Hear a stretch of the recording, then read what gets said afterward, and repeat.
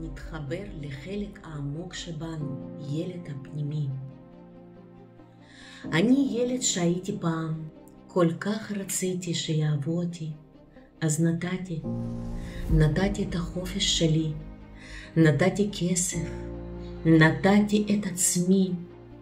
חשבתי שאם אתן הכל, יאהבו אותי יותר.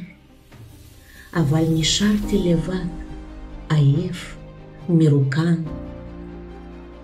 היום אני לא ילד שהייתי פעם. היום אני אדם בוגר. ואני יודע, אהבה לא אמורה לכאוב. אין צורך להוכיח את ערך שלי דרך עייפות. אני משחרר את עצמי מתפקיד של זה שמחזיק את כולם. לא צריך לשאת את כל העולם כדי להיות ראוי לאהבה. מי שפעם השתמש בי או ניצל אותי ואת כל המשאבים שלי, זה היה הבחירה שלהם.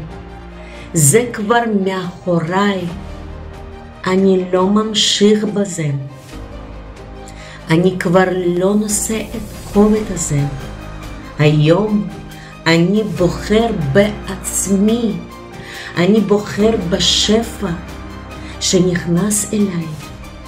אני מרשה לעצמי לקבל בלי צורך להסביר ולהצדיק. אני בוחר כסף, אהבה ושקט בקלות ובשמחה. אני חכם, אני רגיש, אני רך, והרכות שלי היא הכוח שלי, והכוח שלי עדין ועמוק. אני ראוי לחופש, אני ראוי לשפע, אני ראוי לאהבה פשוט כי אני קיים.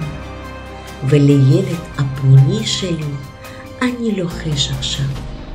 אני כאן, אני רואה אותך. אני כבר לא אתן לאף אחד לפגוע בך.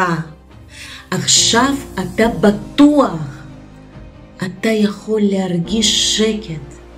מעכשיו אני דואג לנו.